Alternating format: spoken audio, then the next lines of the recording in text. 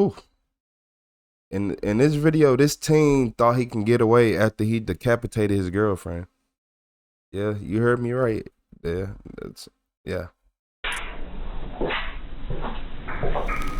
This is 20-year-old Brooks Cleary. Just hours ago, cops broke down his apartment door, finding his brutally deceased girlfriend lying on the floor. When Brooks is arrested, he appears as though he has no idea his girlfriend was just killed, even though he's wearing a bloody shirt. Ooh, jeez Louise. Alrighty. Is she okay? There's nothing other than her that I care about. Like, I don't understand. Well, Haley's deceased. What? What the f*** are you talking about? What? As the interrogation continued, Brooks's strange behavior only deepened detectives' suspicions, and it quickly became clear that something was very wrong with him. You haven't been honest. Okay. Okay, sure. Yeah, I haven't been honest. I haven't been fucking honest. You just told me my fucking fiance was dead, and you want to tell me I'm not being fucking honest? I cannot fucking stand you. You did, man. We finna get into this one. On a quiet Thursday evening, emergency responders rush to an apartment in Marietta, Georgia, after a 911 call reports that a young woman is having a seizure. When paramedics arrive, they walk in to find a dead woman lying on the floor, her boyfriend towering over her. The victim, 21-year-old Haley Johnson, wasn't suffering a seizure at all. Instead, she'd been shot, and sitting beside her was her fiancé, Brooks Cleary. Realizing the situation, paramedics quickly call for police. Your fiancé. Okay. Anything? Weapons right there. Okay, what's going on? Shells on the ground next to it. Possible gunshot to the head. Oh, what a shotgun. At first, Brooks appears completely out of it, silently sitting on the floor, staring blankly at the officer. But when officers move to detain him, his demeanor quickly shifts, and he starts cracking jokes and trying to make light of the situation. All right, man, come here. Yeah, stand up. Oh, we did a quick look on him. We didn't see anything. Place this word for it. Turn around, face this way. Yeah, reach in your pocket. Turn around, face. All right. You got some shoes or something in the house? Yeah, in the house, yeah. All right. Where they at? Well, they're gonna be in the house, yeah. Well, obviously, where at in the house? Wait, Nikes what? Probably, on the right. Needless to say, Brooks's behavior is far from normal, cracking jokes and smiling almost as if he doesn't even realize his girlfriend is lying dead inside their home. To officers, it seems obvious that Brooks had killed Haley, but what they don't know is that he'll ultimately walk away with no murder charge. What they also don't realize is that Brooks is heavily intoxicated, so out of it that he doesn't even seem to understand what's happening or that Haley is dead. Where was he when we first came up? Sitting right next to her. Sitting right next to her? Yeah. Okay. He seems pretty hysterical. Yeah, the police officer face just said, Off meds. Yeah. Somebody. Yeah. Yeah. We turned her. Her face is all deformed, and I went to feel the back, and I went right in. Okay. Where was the shell? Inside. Still inside the... She was laid like this, just a little bit further back. Shotgun was right here. Splatter, brain is behind the couch. I've got fragments over there and over there. Front of her face was completely deformed, but don't know where the actual shot went through. I'm assuming the front. Yeah, that's where we're at right now. I had talked to him. He's in the back of my car. did he say the Yeah. behind the couch? But he's very happy-go-lucky for someone who his wife or fiance is. What did like he this. take? Oh, boy. Inside the living room, blood and brain matter are splattered across the walls. In He the said behind center, the couch. Haley lays in a pool of her own blood, her face so badly deformed it was almost unrecognizable. Despite the brutality of the scene, it isn't immediately clear what had happened, and whether this is self-inflicted, deliberate, or accidental remains to be seen. After securing the scene, officers prepare to transport Brooks to the station for further questioning. But just as they're getting ready to leave, a neighbor steps forward, claiming he'd heard what happened in the moments leading up to the shooting. And what he said didn't quite add up with what Brooks would later reveal in his interview. So you said about 10 o'clock, did you say? Yeah, I was at 1 o'clock. But they were out here already. Oh, no. He was just sitting down here. Okay. Like sitting upstairs. Right. Just chilling. No. Okay. No, trying to be fool off and defuse the situation. Okay. And that's when the leasing agent was out here with him also? Mm-hmm. Oh, okay. But none of the police or fire department were. Oh, okay. So what did he tell you then? Like, like how they was like she was just freaking out, like how they was doing. Okay. Simple stuff. Bro, I saw the yellow tape. I said, hold on, whoa. Yeah, that always leads into something different, doesn't it? Anyway, nothing for anybody else around here to worry about. To officers, it sounds like something they dealt with plenty of times before. An argument between a couple that spiraled into violence, with Brooks as the obvious suspect. But later during the interrogation, it will become clear this case isn't as straightforward as it seems. What you It mean? like came at me and fell and then like busted her like lip open and I got her all over myself. For now, Brooks sits secured in the back of a patrol car, headed to the station for questioning. At the same time, officers begin reaching out to friends of both Brooks and Haley, asking them to come in for interviews. Conversations that would later shed disturbing light on their relationship. But on the ride to the station, Brooks's obliviousness to the situation only becomes more apparent. Why am I even sitting back here? It hurts so bad. Fuck, I didn't even do anything wrong. What the fuck? It hurts so fucking bad.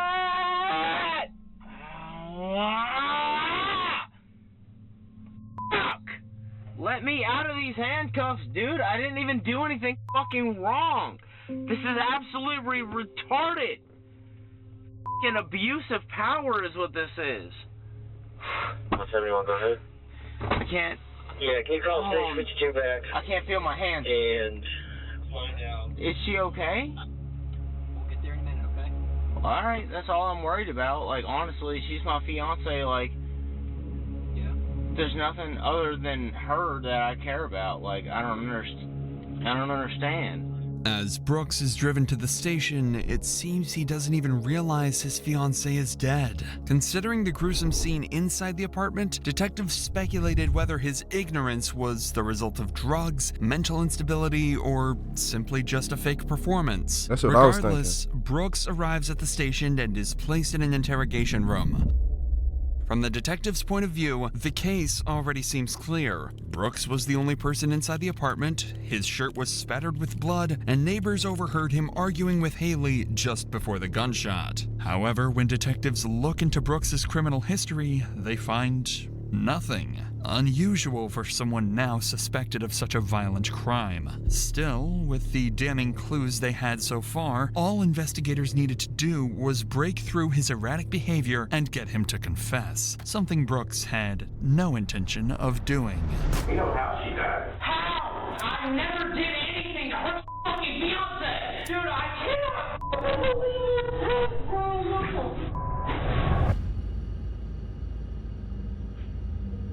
Yeah, I'm Detective Newey, Detective Mason. Hey, very sorry about everything you're going through tonight. So, part of our protocol on a scene, anytime we have a gun go off, we do a little swab. No, I didn't have a gun go off.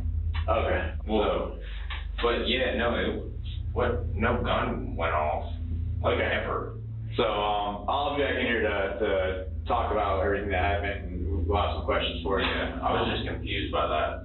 Just minutes into the interrogation, Brooks is already making bizarre claims, insisting that no gun ever went off despite clear evidence on the scene suggesting the contrary. But as the questioning continues, Brooks's story only grows stranger. Y'all think he was on completely something? contradicting what officers had witnessed firsthand. I think he was. You and Haley get along.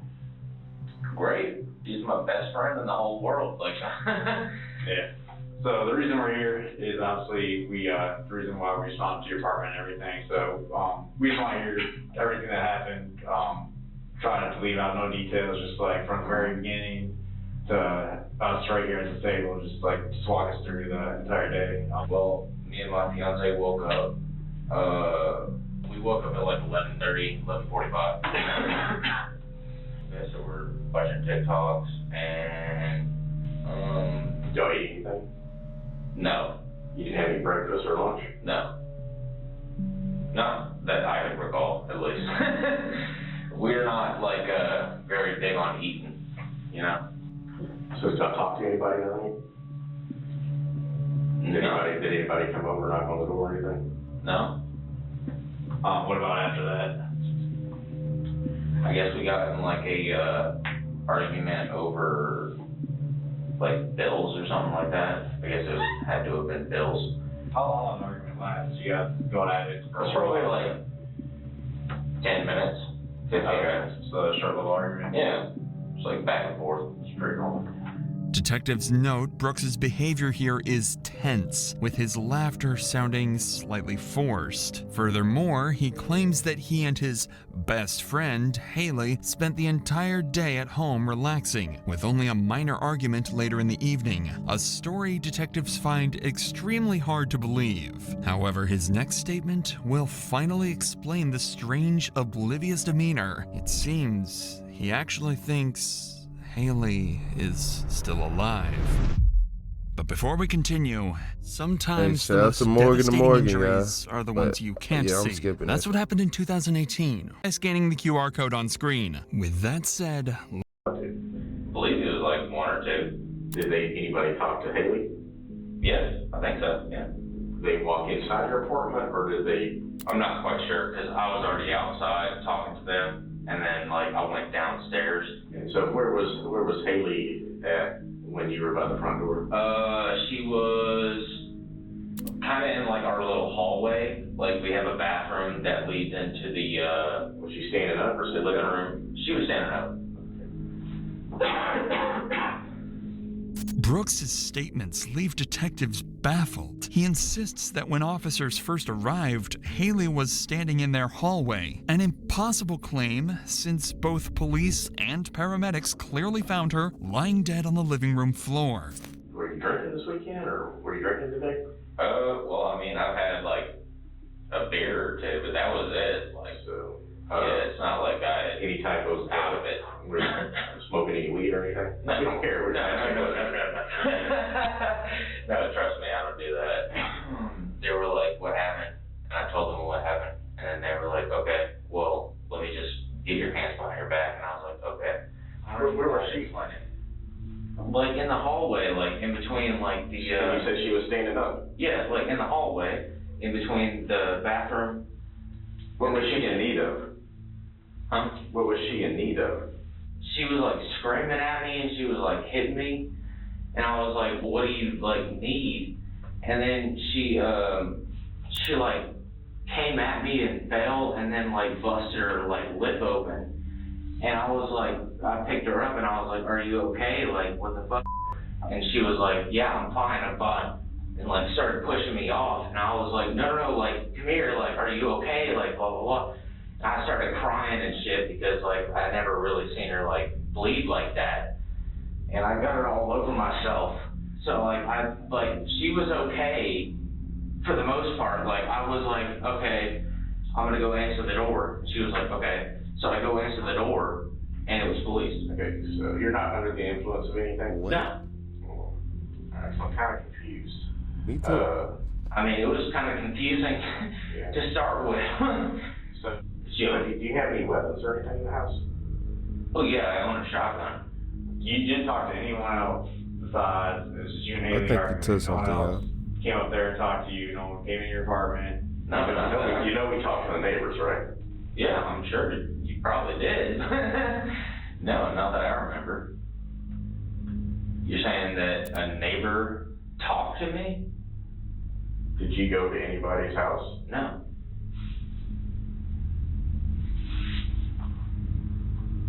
You didn't knock on any doors? No.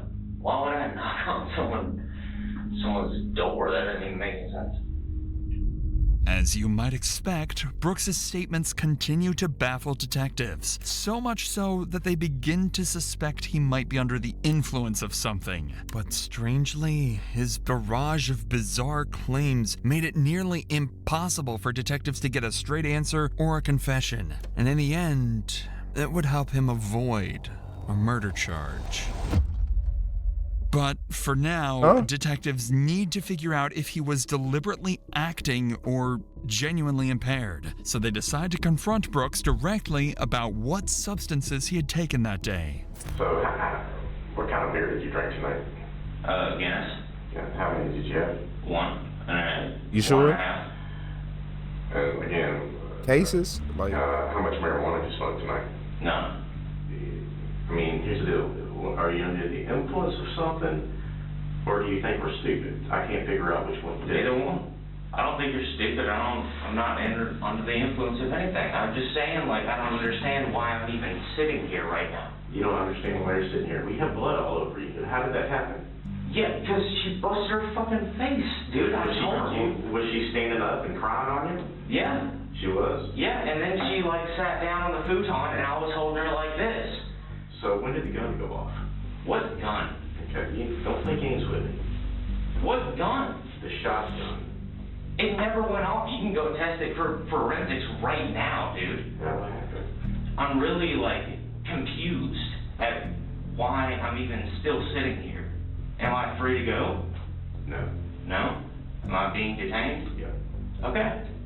For what? by now, detectives suspected Brooks was deliberately lying.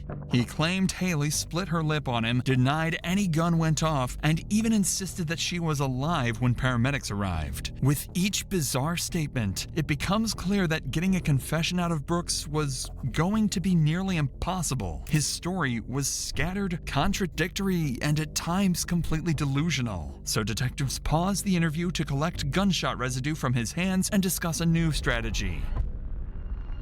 That's when several of Haley's closest friends unexpectedly arrive at the station. Investigators immediately see an opportunity. If anyone knew the state of his relationship with Haley and what really happened that day, it was them. So I know you guys went to Anchor Bar.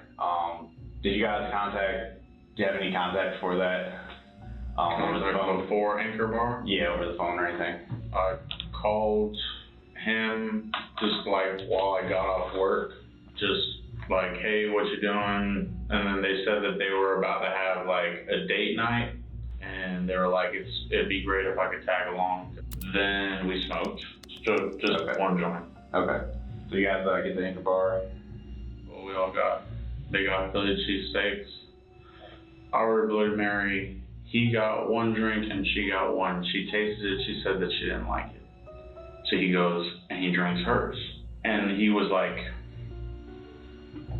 this over the table. There was a kid like looking at us, and I felt so embarrassed. I was like, yo, bro, you're like embarrassing me. Like there's a whole family right here. So we got in the car, and then I was just waiting for them. And she came out. He just pushed the table over. I'm so embarrassed. I can't believe this happened. And then she was like, they banned us. She said they banned us. We can never go back there again. What the friends reveal completely dismantles Brooks' story. Not only had he not stayed home all day as he claimed, he was out drinking, acting aggressively, and even caused a major disturbance at a restaurant, getting himself banned for life. But beyond just contradicting his timeline, their testimonies paint a far darker portrait of Brooks' relationship with Haley. She really loved him and really didn't want to give up on him, I guess. You know, he wasn't working, he was drinking a lot, but she was sick a lot, but she never talked to me about it. I mean, it was after the one incident where he hit her and was yelling at her and pushing her. Did she ever mention him, like, having a temper, being angry? Oh yeah, he definitely had a temper, and sometimes it was directed at her, you know, they would get into arguments and stuff, and sometimes it would just be at anybody. You know, he was constantly losing jobs, switching between jobs. You know, he would. Okay, let's just start off. Just tell me anything that Haley said to you about Brooks that you think is concerning or might be relevant to this case. Just sort of the way that I guess he treated her, like attitude-wise, just like he wouldn't let her borrow his car. Like he would make her walk to work every single time. Like, Oh, he almost like bogus. he He bogus. valued the car more almost. The relationship really took a turn for the worst, starting in like 2021. She showed up at the store when I was closing alone, and she was in her pajamas and her slippers, and she did not have any belongings on her. Like, she ended up staying with us for the night because when I tried to take her back to her apartment, the door had been locked and he wouldn't let her in. At a certain point, he started calling her dumb cunt, as if, like you would call a person sweetheart. That was his name for her. I think it's like term of endearment. Like as in, dumb cunt, go get me a beer. Okay, that's off. There have been multiple times that she told me she was going to have to get a second job on top of working 40 hours at Rocket Fizz to try to make ends meet because he wouldn't get a job. Oh, man. That she was applying to jobs for him, that he was getting interviews and refusing to go in. And do you think Haley was? No. Okay. She would have called me. And Haley went ugly. Without a Well, shadow of doubt in my mind, she would have called me if that was happening.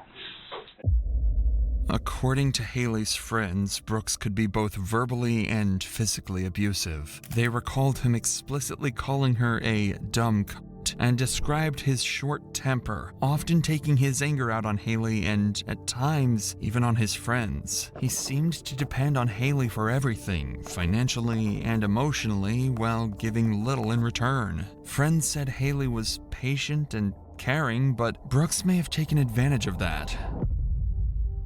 Now every detail seems to align. A toxic relationship that ended violently, and Brooks either genuinely doesn't realize Haley is dead, or he's deliberately pretending. To get an answer, detectives decide to test Brooks directly by breaking the news to him and carefully observing his reaction. They want to see if he's lying or if he's genuinely detached from reality. However, they had no idea just how badly this would backfire. Well, Haley's deceased. What? What the f*** are you talking about? What? What? And you need this. What? What are you talking about? Haley is just... Wait, you better not be lying to me right now, dude. I wouldn't lie about that. Bro, what the fuck? Are you serious? God, dude, what the fuck? What happened? What is... So you said she had a bloody lip and you were sitting on the futon and you were holding her. That was where we left off. What if I told you your wife was dead right now and then I was like, that's where we left off? You. Out of my face. Shut the up. I can't. Are you serious? She's actually gone? She's gone, and you know that. Shut your face, dude. Honestly, I'm so sick of you. You know that. No, what the I didn't. Why the would I know that? Asshole. Fuck you. We know how she died. How? That's what we're asking you. How? How? Tell me. How? Stop the charades, man. Shut up. Fuck you. Fuck you. Stop the charades. My fucking fiance is dead right now. You want to say stop coming out of your mouth. I don't give a what you think, buddy. There's nothing. I don't give a shit what you think. You're not crying. Oh, you're not. There's nothing here. Nothing has been the truth. What happened to her? Nothing has been the truth. Especially not coming out of your fucking fat mouth. Before we arrived to the apartment, the police, she was already dead. What? What? Dude, you hooked me up to a polygraph machine or whatever. I'm telling you the fucking truth. I don't know what the happened to her. That's why I'm asking you others what the fuck happened. You haven't been honest with us this whole time. We've been sitting here talking. Okay, buddy. I mean, I'm just honest. Where'd you get detective lessons? You haven't been honest.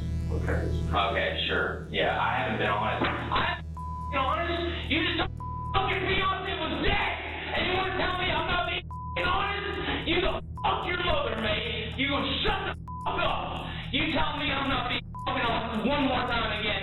I'm telling everything I know. I cannot This a weird case. stand you. Okay. What the fuck, dude? Shut This the is fuck a- up. Don't even talk to me, dude. Get the out of here. Just go. Just go. Let me have the good cop. Fuck off. Everybody we've talked to, you talk to people at night.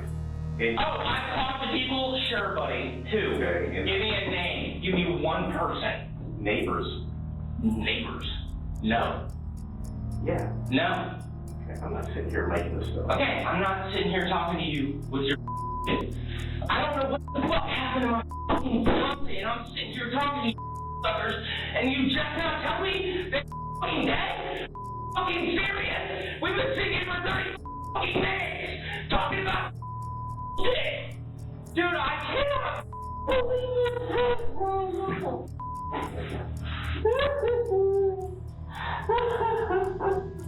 No! Clearly, Brooks didn't take the tragic news lightly. Detectives think they can use Brooks's breakdown to their advantage, pressing him further in hopes of forcing a confession. But their plan backfires again, and the moment they try to leverage his outburst, Brooks goes completely off the rails. Did you talk to a firefighter tonight? No! You know I didn't talk to a f***ing firefighter. What? When? Who? What firefighter? No, I did not. So if I told you 6 firefighters that they all spoken to you, you'd say every single one that's lying? Yeah, I would. You know how that sounds to us? Sure, that can sound however it wants to. But I'm telling you the truth. She was fine. She was fucking fine when I left. I went downstairs and she was fucking fine. I don't know what the fuck this fuck's talking about, but I never did anything to hurt my fucking fiance. She's a fucking lie. Are you fucking serious? You fucking thing.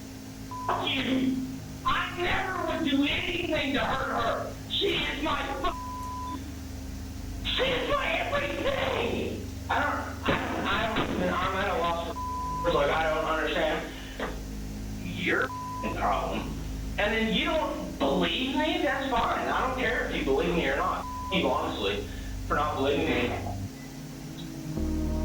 I get into an argument. Now my fiance is dead, and that's supposed to be my fault. Nobody's accused you. We're just asking Dude, what the fuck? Yeah, you have been. The whole time you've been like, ooh. I'm asking the question. You're gonna listen. Here's the deal. Oh, I'm gonna listen? Yeah, you are. Don't tell this. Influence of anything. I'm trying to make any sense of this because nothing.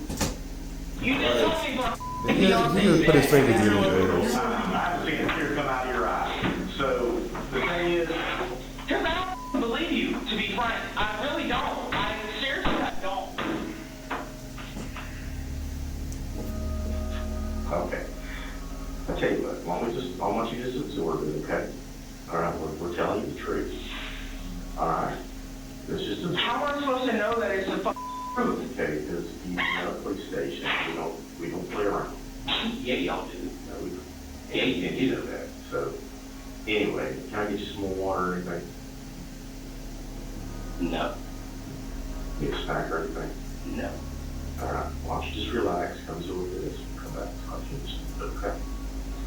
Water.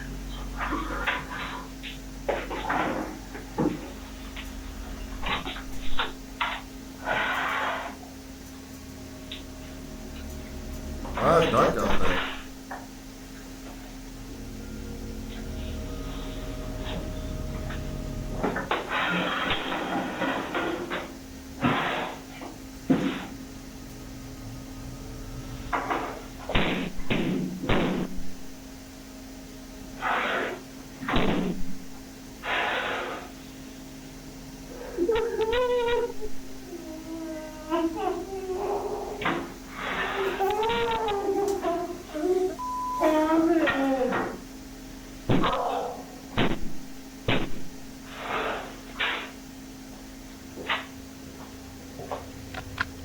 After Brooks destroys the camera in the interrogation room, detectives quickly move him to another room, hoping he'll calm down. Instead, Brooks's rage continues to spiral, becoming even more chaotic and uncontrollable.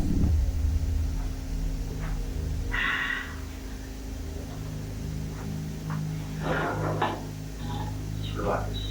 You think I fucking had something to do with my fiance? I don't want to fucking talk to you guys anymore. I'm done. I'm done. I'm fucking talking to you guys. I'm done.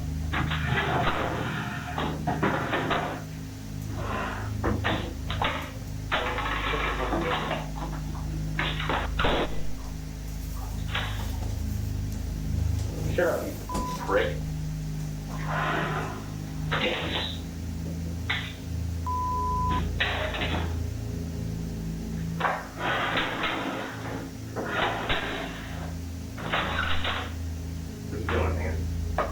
Took my shirt off because it's getting hot in here. Got a problem with that? Don't damage anything, okay? Did I damage anything other than a plastic cup? Okay. Yeah, I didn't. So, off. Brooks goes on to rampage for another hour, forcing detectives to eventually end the interrogation. His explosive behavior prevented detectives from obtaining any meaningful answers, let alone a confession. Still, based on statements from Haley's friends, Brooks's inconsistent narrative, and his aggressive outburst at the restaurant earlier that day, detectives speculate he is heavily intoxicated. One friend even told them Brooks had been smoking weed that night, though officers suspected he might have also been under the influence of something stronger when Haley died. Based on their research, investigators speculated that Brooks's aggressive mindset that night may have been sparked by Haley's attempts to leave him. Haley had recently started moving forward with her life. She was starting a new job, buying her first car, and had even arranged a safe place to stay if she decided to leave Brooks for good. Some detectives believed that when Haley made her intentions clear, Brooks may have done everything he could to stop her, even if that meant picking up his shotgun, loading it, and pulling the trigger. They also speculated that afterwards, Brooks tried to conceal evidence, joke with the officers, and spin lie after lie, all to avoid the consequences of killing the woman he claimed to love more than anything. In the end, the case went to trial, but despite all of the red flags and Brooks's violent history, the prosecution didn't have the evidence to pursue murder charges. Haley's autopsy was deemed inconclusive, unable to confirm whether her death was homicide or self-inflicted. On top of that, it was reported that key forensic evidence was mishandled, and investigators failed to test Haley for gunshot residue and only tested Brooks. Even then, his hands were reportedly swabbed after he had time to wash them, rendering the results essentially meaningless. That mistake gave the defense room to argue Haley may have pulled the trigger. If her hands had shown residue, it could have supported a theory of a self-inflicted death. But if her hands had tested clean, it would have strongly pointed to Brooks as the shooter. Instead of facing a murder charge, Brooks was tried on lesser offenses, concealing the death of another, making false statements, and interference with government property. In November of 2024, a jury found him guilty, and he was sentenced to 11 years in prison. With time served, Brooks Cleary is set to walk free in 2033. Man, no. What?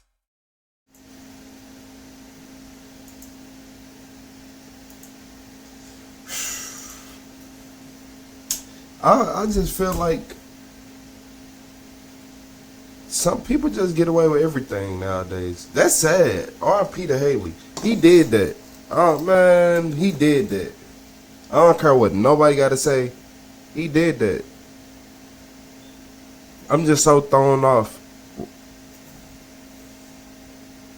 Whew. That was a crazy one. That right there was a crazy video. I didn't expect that video to be like 11 years.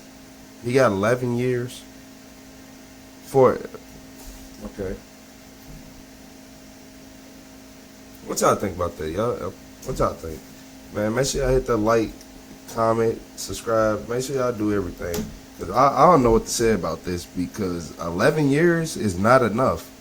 He did way too much. Like, nah, he did that. Man. He did that, y'all. Man, RetroTheCeo, man, hit that subscribe button. Hey, we got more videos coming up.